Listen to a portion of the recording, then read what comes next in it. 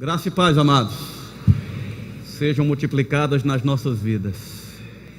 Sejam bem-vindos. Alegria em encontrá-los nesse momento que selecionamos para Deus. Esse é o nosso culto. Esse é o nosso momento que reservamos para uma atenção especial a Deus. Chegar na igreja não é suficiente. Você precisa ter o cuidado do teu coração chegar a Deus. Um coração sincero, contrito, cultuar com responsabilidade, com admiração a Deus, a sua palavra, as unções, inclusive essa que está aí do teu lado. Se essa pessoa que está do teu ldo é nascido de novo, ele tem a vida de Deus e tem um dom bem do teu lado aí. Amém? Glória a Deus. Esse é o nosso culto. Tudo de Deus tem a ver com dar e receber. Amém? Eu não sei se você deu, e eu não estou me referindo aqui a dízimos e ofertas. Isso é só uma parcela do dar. Existe o dar muitas coisas. Tem um texto na Bíblia que diz que darei ao Senhor por todos os benefícios que tem feito para comigo. Tomarei o cálice da salvação, invocarei o nome do Senhor, cumprirei os meus compromissos. Então existem formas, de dar a Deus. Ser grato, adorar, é uma forma de dar a Deus. Tudo no reino tem a ver com dar e receber. Por isso que é muito importante você ser responsável em cada momento da sua vida. E a vinda para a igreja, às vezes, tira da gente aquela responsabilidade. Eu fiz a minha parte, eu fui. Mas nem só vir à igreja é suficiente, porque se você veio e não veio em fé, sem fé é impossível agradar a Deus. Se você veio e não envolve um coração sincero e contrito, eu digo, a parte espiritual não vai acontecer. Vai acontecer só essa parte social da igreja, como essa organização que tem objetivos, que tem uma visão. Só a visão natural da igreja já abençoa, mas não é o objetivo principal. Amém? O objetivo principal aqui é Deus, é culto a Deus, é comunhão com Deus, dar e receber. Damos a Deus louvor através de palavras, cânticos. Damos a Deus adoração através de cânticos, palavras, reverência, dízimos e ofertas. São formas de adorar a Deus. E dar-se-vos-á. Deus nos dá sabedoria, glória, amém, graça. Essas coisas estão disponíveis, procurando corações sinceros e contritos. Não é Deus que está retendo. Se alguém tem pouco, não é porque Deus não está dando, é porque esta pessoa não está recebendo. Amém? Diga comigo, se alguém tem pouco, não é porque Deus não está dando, é porque esta pessoa não está recebendo. E me refiro aqui pouco, eu não estou pontuando poucos bens, não. Bens, dinheiro, isso é secundário. Isso não é a parte principal da vida. É possível estar bem sem bens. Amém? Esse bem-estar que a salvação proporciona, aquilo que Jesus disse, Shalom, paz seja convosco, é o que Ele deseja. Essa saudação não é apenas bom dia e boa tarde, é o que Ele deseja. O que Deus deseja é que paz seja com você. Na casa em que chegar, declare paz nesta casa. O que Deus quer na sua vida? Diga paz. Deus quer na sua vida paz. Deus é o mais motivado para ter paz na tua casa. Amém? O que é paz? Shalom, algo completo, bem-estar, saúde, prosperidade, harmonia. É o que Deus deseja que esteja envolvendo você. O reino de Deus, justiça, paz e alegria no Espírito Santo. Isso não é depois da morte, não. Entramos no reino de Deus pelo novo nascimento. Foi Jesus que disse. As Escrituras atestam, através dos escritores inspirados, um deles, Paulo, fazendo entender que esta salvação e esta condição já está concedida e podemos participar. Então Deus deseja, Deus quer e podemos desfrutar. Amém? Me dá cuidado, e eu acredito que se existe as unções com o propósito de aperfeiçoar, porque Deus concedeu as unções ministeriais tendo em vista o aperfeiçoamento dos santos, para que sejamos levantados num nível de maturidade, para participar da vida, do plano, do propósito, das promessas de Deus. As unções têm esse propósito. Tem pessoas, nem todo mundo fez o rema, por isso eu preciso detalhar um pouco. Quais são as unções ministeriais? A Bíblia diz que Ele concedeu uns para apóstolos, outros para profetas, evangelistas, pastores e mestres. Essas são as unções ministeriais. Para que foram dadas? Para aperfeiçoar os santos. Amém? O alvo de Deus é a totalidade das pessoas. Por muito tempo a religião inverteu, os valores e colocou o foco de Deus apenas nos ministérios. Os demais são leigos, que Deus não tem muito interesse, não tem contato. Você não pode falar com Deus, você não pode ir direto a Deus. Não é isso que está na nossa aliança. O véu do templo se rasgou de alto a baixo, Deus querendo dar a entender que o caminho para a presença dele estava aberto para todas as pessoas. Então, qual é o grande alvo de Deus? A totalidade das pessoas. O que Deus quer nessa totalidade? O aperfeiçoamento. Com que propósito? Chegar a um crescimento, a uma maturidade. Com que finalidade? Você poder se expressar ou atuar naquilo que Deus tem chamado. Quer saber onde vai ser a sua plena realização? Quando você estiver atuando. E a plena quando estiver atuando na maturidade. Isso não fala de idade avançada, não. Fala de experiência com Deus. O alimento sólido é para os adultos, aqueles que pela prática têm exercitado as suas faculdades, não só para discernir o bem, como também o mal. O alimento sólido fala das coisas profundas, consistentes. Tem um texto na Bíblia também que diz assim: as coisas que o olho não viu, o ouvido não ouviu e jamais penetrou no coração humano, são as coisas que Deus tem reservado para aqueles que o amam. Eu considero que isso faz parte desse alimento sólido, dessa coisa mais profunda, mais consistente. Está reservado para quem? Para o pastor? Para os ministros? Não, está reservado para uma categoria que qualquer um pode atingir, que ama o Senhor. Amém? Então eu percebo toda essa liberação da parte de Deus. Deus quer a salvação, Ele já providenciou a condição principal de salvação, que foi Jesus morrendo a nossa morte, pagando o preço com a sua vida, derramando o seu sangue, para que a gente tivesse vida e vida em abundância. Não só fez, como mandou divulgar: ide por todo o mundo, prega o evangelho a toda criatura. Ou seja, ninguém é para ficar de fora.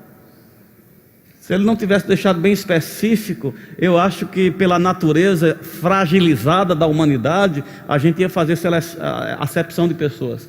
Para aqueles ali nem precisa pregar, não. Como infelizmente por muito tempo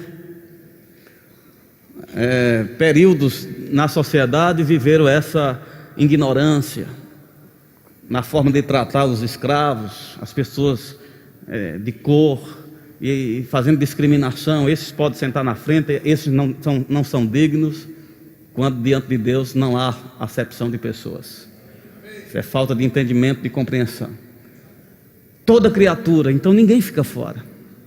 Deus quer alcançar toda criatura. Com que? A pregação dessas boas notícias. Quais são? Da vida de Deus, da salvação, né, que compõe libertação, bem-estar, vida abundante. Então eu vejo toda essa disposição da parte de Deus com provas, não é só promessas, não. Porque a gente não está olhando para algo futuro, a gente está olhando para algo que já foi feito. Deus amou o mundo de tal maneira que deu o seu Filho unigênito. Isso já aconteceu. É algo concreto.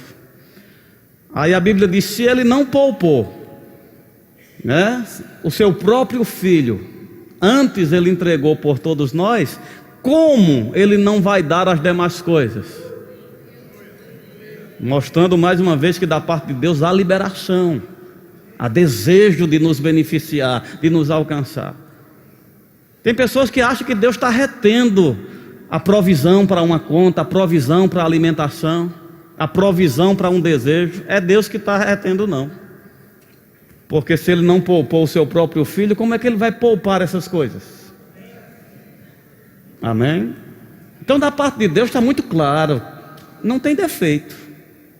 Deus quis, executou, mandou divulgar, e com insistência.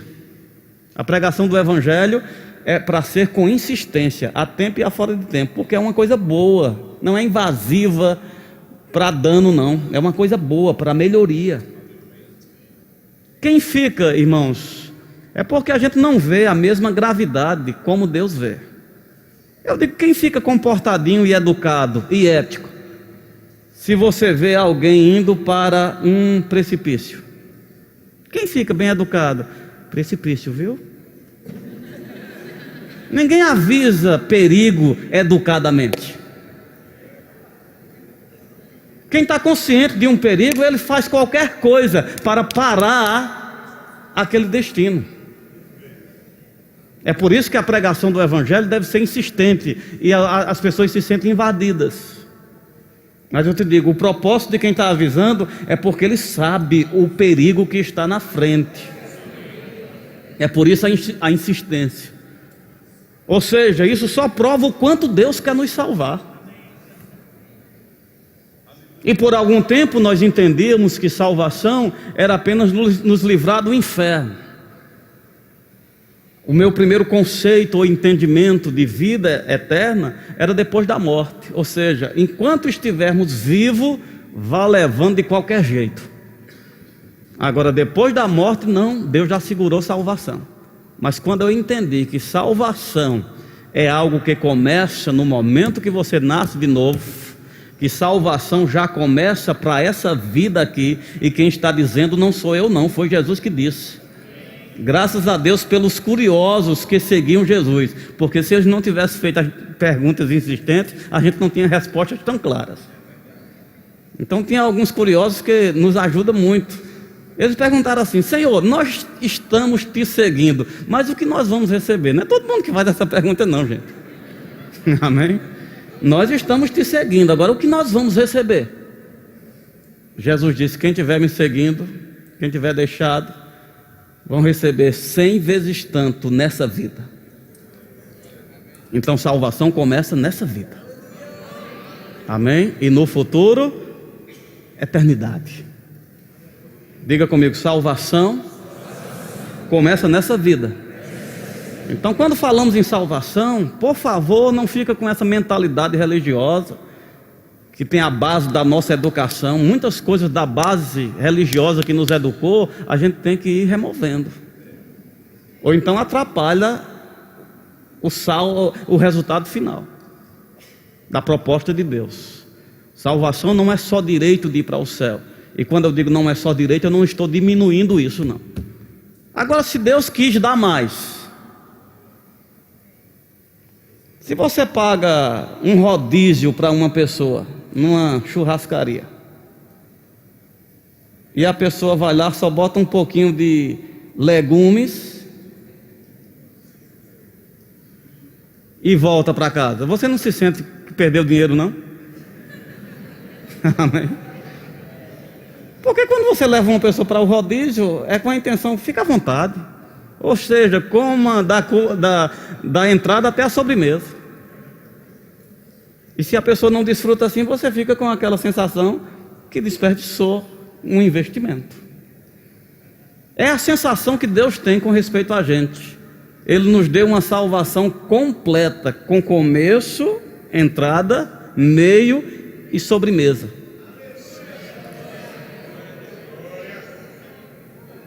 E a gente quer te pegar só um pouquinho, é porque eu sou humilde. Irmão, se eu pagasse um rodízio para uma pessoa, e ela fosse lá e só comesse legumes, e eu dissesse assim para ela, por que você não comeu mais? E ela dissesse, é porque eu sou humilde. Eu acho que eu me voltava para ela e dizia, nunca mais eu pago para você. Porque isso não é hora de ser... Isso não é humildade. Amém? Isso não é humildade. E às vezes as pessoas estão vivendo uma vida miserável, quando Jesus pagou para ela ter uma vida abundante. O único que tem vantagem quando você vive uma vida miserável é o diabo, porque você se torna uma propaganda negativa do reino de Deus. Ele veio para que você tenha vida e vida em abundância. Crente é para chamar a atenção. Amém? E não é pelas vestes, pela forma de vestir, é para chamar a atenção por vida abundante. Vida abundante, quando ela está transpirando, ela vem para a sua face. Você ri, você fala empolgado, você fala com esperança. E num mundo de tanta crise, eu te digo, chama a atenção falar com esperança. Você está comigo? Isso está absorvendo essa totalidade. Agora, se Deus está com essa disposição toda, e parece que a gente também está interessado na proposta, e não está vivendo a realidade, só resta algumas outras opções. Ou Deus fez uma propaganda enganosa, falou muito e fez pouco, ofereceu mais do que podia dar. Você acha que essa parte está correta? Porque se há uma pregação do Evangelho e nós entramos e parece que essas coisas não se encaixam ao ponto de começar a acontecer, essa é uma das opções, mas eu acho que já está descartado. Evangelho não é propaganda enganosa. Graças a Deus por algumas pessoas que já conseguiram desfrutar dessa plenitude, e ficou o testemunho na história. E faço voto que as nossas vidas seja mais esse outdoor dos dias atuais, que o Evangelho funciona. Agora, me dar cuidado, irmãos, que a gente pode estar de uma forma irresponsável no Evangelho. A gente está querendo desfrutar de uma aliança, aonde a gente apenas quer que uma parte da aliança cumpra. E a gente se acha no direito de nem sequer entender a nossa parte, conhecer o que nos compete. Porque uma aliança tem duas partes. Amém? Um concerto tem duas partes. Então qual é a nossa parte?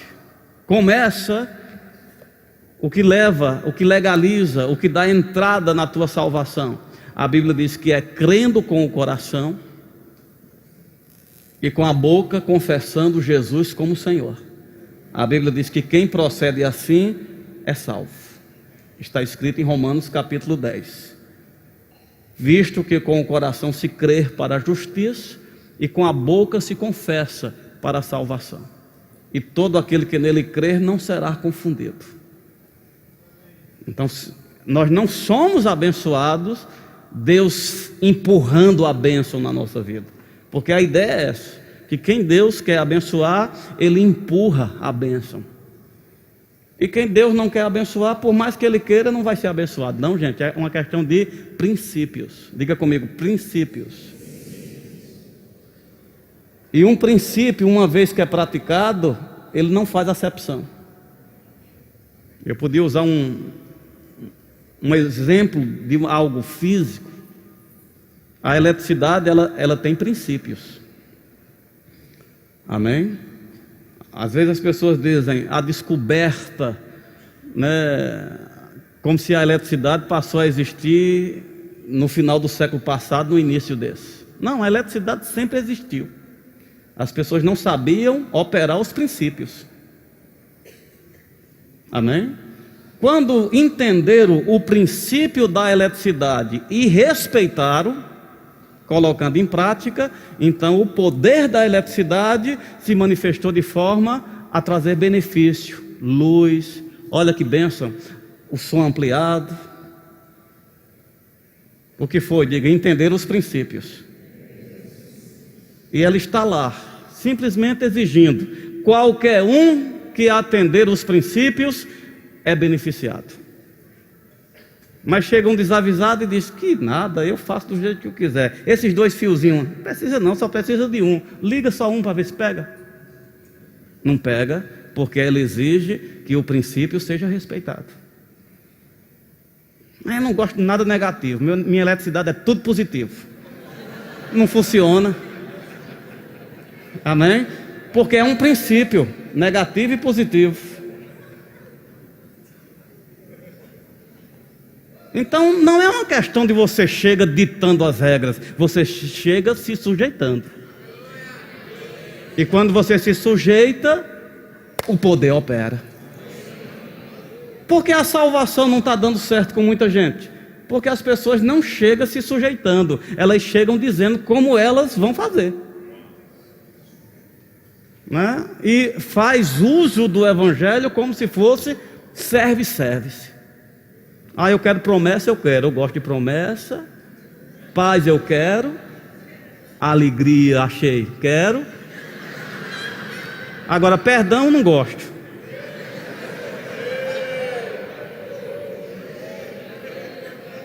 Amém? Gente, são princípios. Amém? A gente estava naufragando, estava perdido. Deus lançou o bote. Ninguém entra no navio dando regras. Você entra como quem está sendo salvo. Onde é que eu posso sentar? Porque a salvação não está dando certo para muita gente. Quebra de princípios. Princípios são coisas estabelecidas pela lei da justiça. Amém? E são justas. Eu digo, alguém já morreu de choque? Já. Alguém já viu a eletricidade presa? Ou algum processo contra a eletricidade? Não, porque ela não tem crime nela. Ela sinaliza bem, não toque. Amém? Não toque. Se quebrar os princípios e tocar, leva choque. Mas se você cumprir os princípios, tira dela luz, tira dela refrigeração, tira dela muitos benefícios. Assim também as leis de Deus. Amém? E as pessoas se acham no direito de passar por cima. Eu quero ler para você aqui, aleluia, Mateus capítulo 6.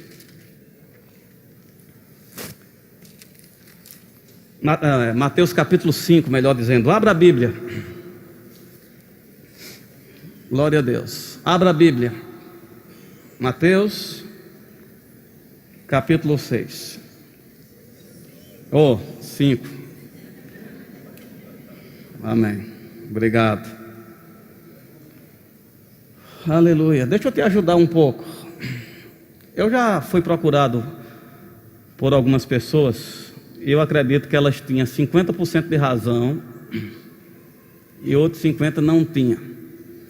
Então eu vou colocar a medida dos dois lados. Eu já fui procurado por pessoas dizendo: pastor, exorte o povo, porque enquanto o culto está acontecendo, pessoas estão mexendo nos seus telefones, smartphone, e isso é irreverência. 50% está certo, porque pode ser que a gente fique tão desinteressado pelas coisas espirituais e tão avivado pelas coisas naturais que você não consiga resistir uma tremidazinha do WhatsApp sem abrir para saber o que é. E eu acho que não é justo a gente dividir o culto com outra atenção. Amém? Eu acho que não é certo também, salvo as pessoas que estão trabalhando, porque tem algumas pessoas que têm esse serviço aqui na igreja, de você estar postando coisas, porque tira a tua atenção, e é você que está sendo atrapalhado. Mas por outro lado, os outros 50%, a maioria das pessoas hoje tem Bíblia nos seus telefones e nos smartphones. Então, quando você vê alguém mexendo no celular ou no smartphone, decida usar os 50% do lado certo e diz: graças a Deus ele está abrindo a Bíblia. Amém? Se ele não tiver e estiver fazendo alguma coisa, deixe com ele Deus, porque você não é juiz e nem Deus colocou essa pessoa na tua responsabilidade. Então deixa ela quieta e vai viver a tua vida. Amém? E eu, como pastor, que sou responsável por você, se ver, eu vou lhe corrigir. Tá certo assim? Então ninguém fique condenado quando vê alguém mexendo no smartphone. Pode ser que ele esteja anotando, referente ao culto, pode. Não tem problema não. Tá bem equilibrado? Então onde a gente vai ler? Ou na Bíblia ou nos smartphones? Amém? Vamos ler Mateus 5. Porque tem um ensinamento aqui muito bom de Jesus e muito necessário para esse tempo que nós estamos vivendo. O que diz Mateus capítulo 5? Diz assim: vendo Jesus as multidões, subiu ao monte e, como se assentasse, aproximaram-se os seus discípulos, e ele passou a ensiná-los dizendo: bem-aventurado os humildes de espírito. Diga: humildes de espírito. O que tem os humildes de espírito? Porque deles é o reino dos céus. Bem-aventurados os que choram os que choram, porque serão consolados. Esses que choram aqui, irmãos, não é de desespero não. Que às vezes as pessoas, a Bíblia diz: bem-aventurados os que choram. Eu choro o tempo todo, pastor. Não. Se não for um choro que esteja dentro dos critérios de choro lícito, esse choro pode ser incredulidade, pode ser medo. Amém? Que choro é esse aqui? Eu acredito que é quando você sofre o dano numa situação, andando em amor, porque o amor tudo sofre, tudo crê, tudo espera, tudo suporta, mas o amor nunca falha. Talvez seria bom dizer assim: bem-aventurados aqueles que sofrem o dano em pró da verdade, da justiça. Esse choro aqui não é um choro de incredulidade. Bem-aventurados os mansos. O que acontece com os mansos? Herdam a terra. Bem-aventurados que têm fome e sede de justiça, porque serão fartos.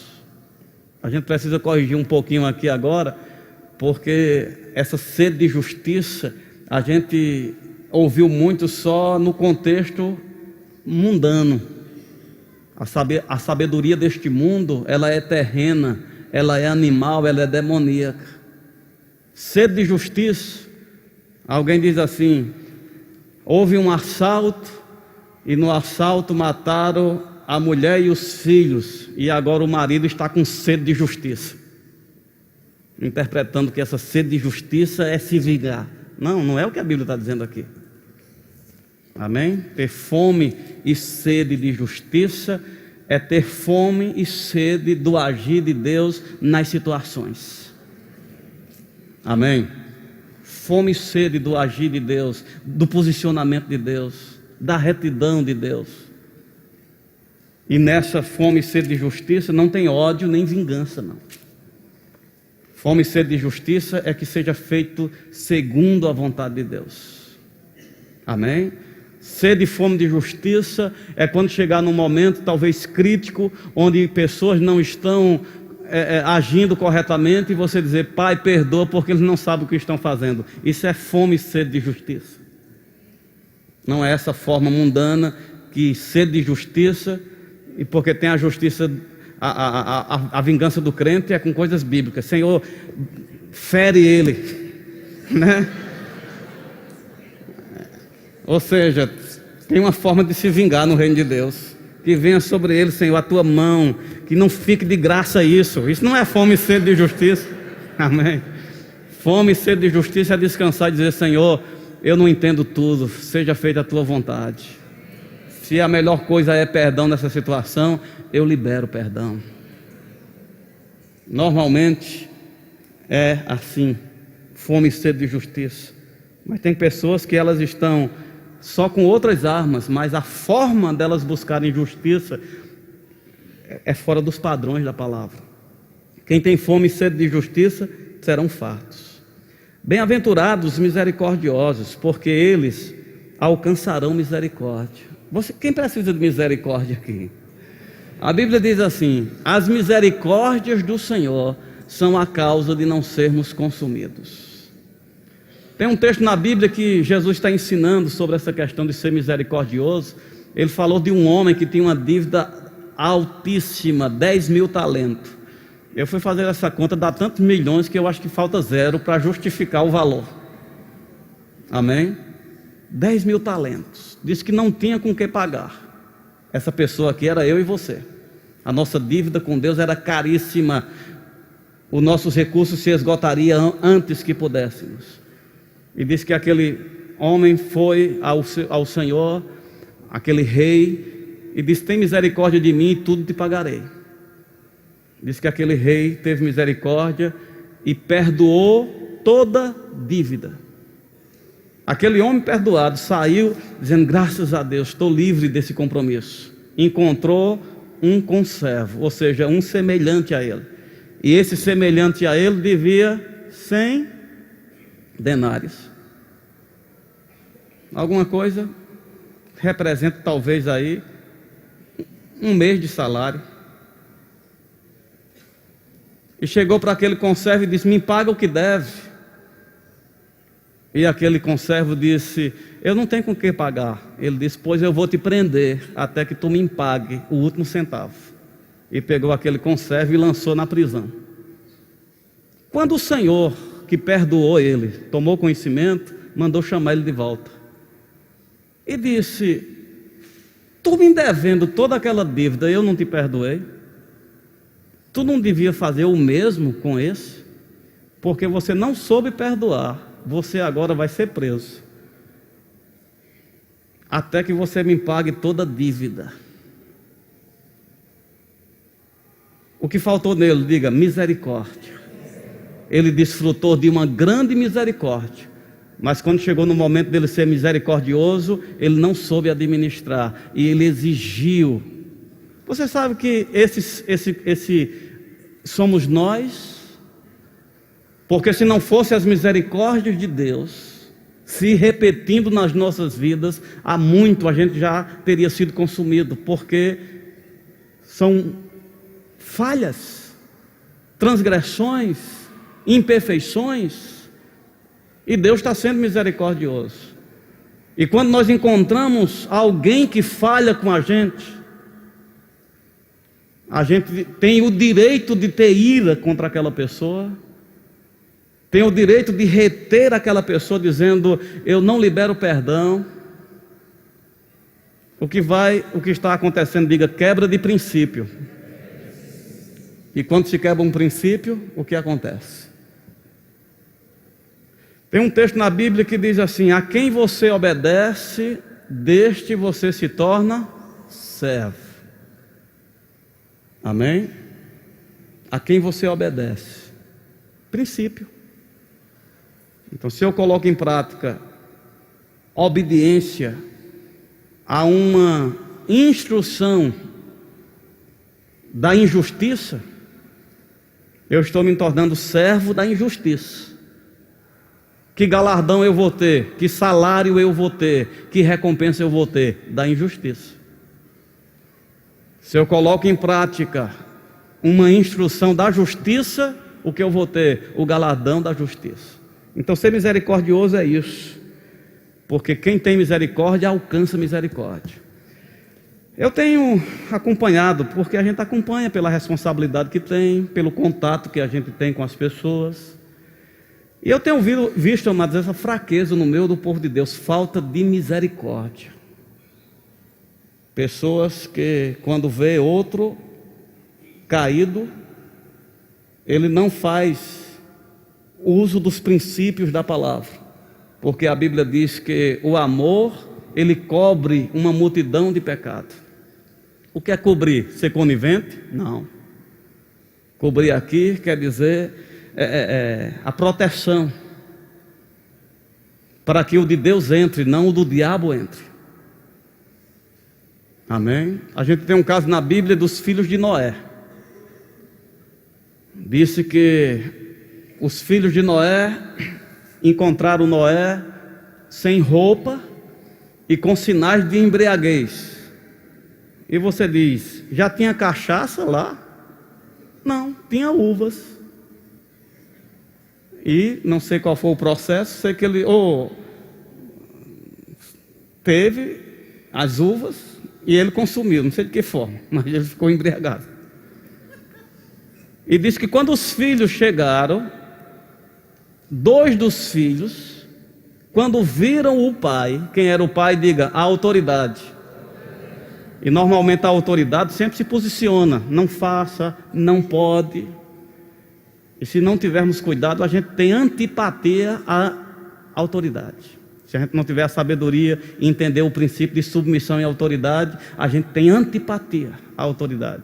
A gente não gosta da posição dos pais, a gente não gosta da posição dos professores, a gente não gosta de porteiro, a gente não gosta de ninguém ditando regra. Cuidado, isso é um princípio quebrado. Submissão e autoridade.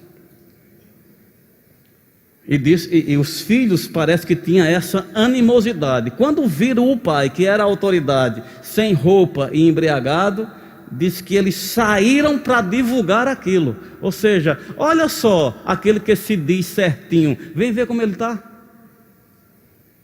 E diz que outro, um dos filhos, outros 2, Sem e Jafé, quando tomou aquela informação, disse que pegou um manto, não quiseram nem ver a nudez do pai, com o rosto desviado pelo respeito, cobrir o pai. Ou seja, o amor cobre uma multidão de pecados. A falta de misericórdia sai divulgando. Amor cobre. O que Deus fez? Deus disse, Sem e Jafé, está certo os nomes? Você vai ser bendito, você vai ser abençoado. E você lê lá em Gênesis, tudo de bom acontecendo na vida daqueles. E para aquele que teve prazer em divulgar, ele diz da maldição, que ele ia andar errante. Você está comigo? Das consequências que ele estava permitindo, diga, quebra de princípio. Às vezes a gente pensa que é vingança de Deus. Não, Deus é vingativo, porque não foi, são princípios, gente. Eu te digo, quem ficaria confortável? A gente está num momento de tanta exposição da justiça, Quem ficaria confortável de um juiz? Para você entender um pouquinho sobre a justiça de Deus. Quem ficaria confortável se um juiz pegasse um processo e ele lesse assim, não observando tantos detalhes? Ele, em vez de olhar a pessoa, ele olhou mais o crime. Essa pessoa fez esse crime, cometeu isso aqui, latrocínio, e foi com um agravante, aqui a sentença não tem outra não, aqui é 20 anos de cadeia no mínimo. E chega a hora do julgamento, e quando entra para sentar lá na cadeira dos réus, é o filho dele.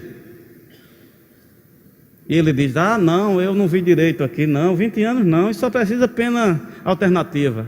Quem ficava satisfeito com este juiz? Ninguém, porque juiz, independente de quem é, o princípio tem que ser observado. Com Deus é assim. Os princípios estão estabelecidos. Quem abraça os princípios, bem-aventurado. Quem despreza os princípios, abre a porta para o mal entrar. Então qual é o meu cuidado? Eu tenho visto muitos crentes vivendo numa liberdade, que seria mais adequado chamar de libertinagem, quebrando princípios. Vou ler aqui, meu tempo já está terminando. Mateus capítulo 7 diz assim: não julgueis para que não sejais julgados. Mateus 7. Pois com o critério com que você julga, sereis julgados, e com a medida que você mede, vos medirão também. Ser misericordioso, irmãos, você está fazendo um investimento para quando você precisar de misericórdia. Eu já contei isso aqui, mas conto como exemplo. Eu represento aqui o responsável por você. E se minhas pregações são repetidas, eu não me importo. Eu estou querendo enfatizar o cuidado. Na minha própria vida, eu já tive a colheita de coisas que não fui responsável e cuidadoso, e fui leviano na forma de lidar com determinadas situações, como por exemplo, nesse critério de julgar. Ah, se fosse eu não fazia isso não, isso é muita falta de iniciativa. Com o critério que você julga, você permite que esse juízo volte para você. Aí você diz: não, mas sobre mim não volta não, porque eu tenho cuidado. Mas uma sensatez vai tomar conta de você, porque você deu legalidade, você abriu a porta. E um tempo depois, não é no mesmo mês não, porque tudo que a gente semeia, a gente colhe. E a Bíblia diz: para isso não há acepção de pessoas. Eu já tive essa colheita, mais de uma vez. Nesses 20 e poucos anos de atuação ministerial, eu já tive aconselhando pessoas com falta de misericórdia. Alguns casos bem de destaque. Pessoas chegando dizendo: pastor, aquela pessoa ali tem que fazer alguma coisa.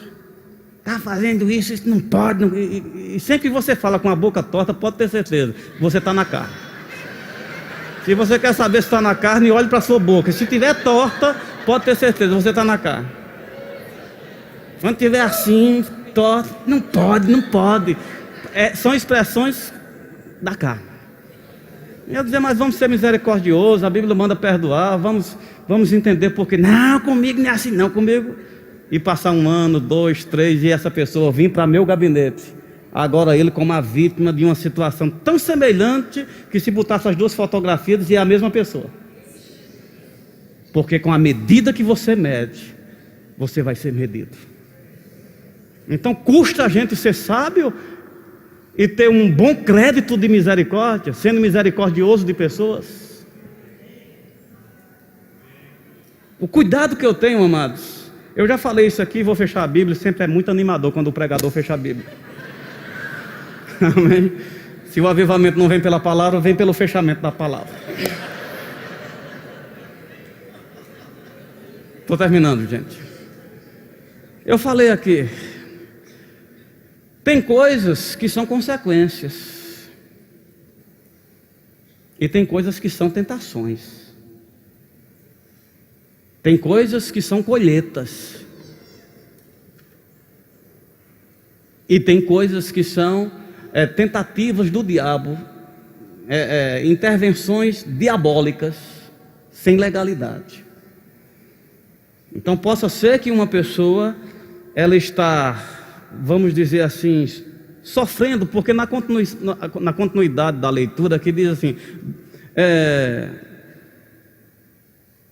bem-aventurados os pacificadores. O que é ser pacificador? É animar contenda? É incitar a contenda? Não, pacificador. E tem uma bênção para ser pacificador. Então, se uma pessoa está sofrendo perseguição, calúnia, circunstâncias estão se levantando, mas na justiça de Deus, essa pessoa não feriu nenhum princípio, essa circunstância aqui é uma tentação. Você pode resistir firme na fé. Satanás vai ceder e os anjos de Deus vêm e lhe servem. E esse período é curto. Isso é uma tentação. Agora, pode ser uma consequência. O que é uma consequência? Quando é a quebra de um princípio, que você deu legalidade para aquele mal entrar, aí não é resistir firme na fé, não. Então tem pessoas que estão resistindo firme na fé, consequências. O que é consequência? É a colheita de um princípio quebrado. Então, se você quebrou um princípio, e aquela quebra de princípio deu legalidade de um mal entrar, não é resistindo firme na fé. Você está comigo? Tem que ter arrependimento aqui. Tem que ter esse entendimento.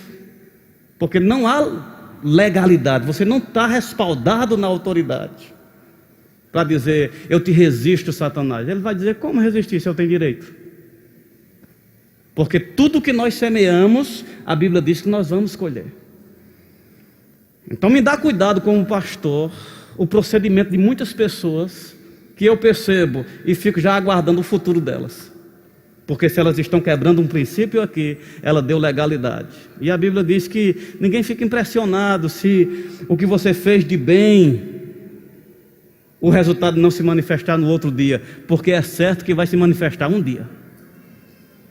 Da mesma forma, aquele que fez um mal, talvez você diga, eita, Deus nem viu, ó, passou. Graças a Deus, amém, Senhor, glória a Deus. Passou. Um princípio foi quebrado. Você está comigo? E o diabo vai pegando. Opa, apareceu aqui no meu iCoisa, né? Porque ele não tem iPhone. Uma mensagem, mais alguém quebrou um princípio, né? Ele é bem conectado, mais alguém quebrou um princípio. E está na conta dele, na hora que ele, no momento estratégico, que ele quiser fazer a cobrança, ele faz. Você está comigo? De manifestar uma consequência daquilo. Então, gente, a vida cristã tem responsabilidade. Abusamos, não, Deus é misericordioso, Deus é misericordioso, Deus é misericordioso. Mas a misericórdia de Deus não é de forma irresponsável. Há princípios. Se quebramos princípios, abrimos portas para o mal entrar. Diga isso, se eu quebro um princípio, eu abro porta para o mal entrar. Então eu tenho assistido, né, muita falta de misericórdia. As pessoas não são misericordiosas. As pessoas não estão tendo esse cuidado, né, de cobrir situações com misericórdia, mas de forma leviana. Seja em qual for a área. Julgamento, julgando. Não, eu vou dar minha opinião, eu acho que é isso. Irmãos, se você senta comigo e se você tem a oportunidade de andar comigo, eu te digo, eu não me sinto bem quando você faz uma rodinha para conversar de outras pessoas. Se a conversa não é elogio, eu te digo, reserva isso para um momento ministerial, se for necessário. Mas rodinhas para se conversar, o que fulano fez, o que ciclano fez, o que acha disso, o que acha daquilo. Deus não me colocou na posição de juiz. Logo, eu não devo a ele esse serviço. Deus não vai ter a mim como infiel. Se ele dizer, por que você não julgou fulano? Ele passou e você não julgou. Ele não me deu essa função. Então, cuidado. Eu estou alertando. Não é teu papel. E esse ato é ilegal. Ele abre a porta para você ser julgado no mesmo critério. Porque quando algo acontece, nós não sabemos o que aconteceu. Eu lembro de um irmão, ele disse que passou em determinado lugar, ele ia para oração. E ele passou em determinado lugar, viu um irmão procedendo de uma forma errada. Não sei se era uma coisa errada mesmo. E ele foi de tarde, foi para a igreja. Quando chegou na igreja, aquele irmão estava lá no banco, chorando. Ele disse: mas é muito engraçado. Eu sei o que ele fez, né? Olha o dedo e a boca torta. Ele ficou indignado, quase perdi aquele culto pela indignação. E quando ele foi ter um momento de oração, Deus, por ser misericordioso, ele disse assim para ele: quando alguém estiver de joelho diante de mim, você não sabe o que está acontecendo entre eu e ele.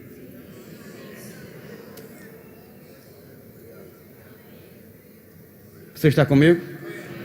Gente, cuidado com o julgamento. Deus não te chamou para ser juiz de nada. Amém? Se você mede, vai ser medido. E se você está fazendo essa plantação, infelizmente, você está dando legalidade a essa colheita. E colheita não se resiste pela fé. Colheita muitas vezes tem que suportar e ter arrependimento para não entrar na próxima estação. Por que passar por consequências, se você pode ser bem-aventurado? Como se torna bem-aventurado? Colocando em prática os princípios da palavra. Bem-aventurados os misericordiosos, bem-aventurados os pacificadores. Amém? Amém. Graças a Deus. Senhor, obrigado pela oportunidade de te servir. Preguei tua palavra e eu sei do teu cuidado. Eu quero abençoar os meus irmãos e eu sei que é uma necessidade, Pai, a gente crescer nisso. Eu declaro paz sobre esta igreja. Não queremos colheitas negativas de morte, de operação do erro, do mal, pessoas sendo cometidas, Pai, de julgamentos.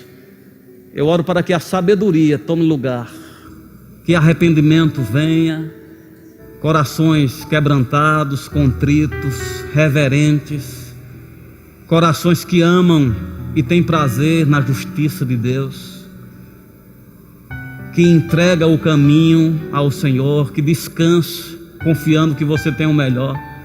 Eu oro por salvação de pessoas que têm se entregado a um comportamento que não tem sido agradável aos teus olhos.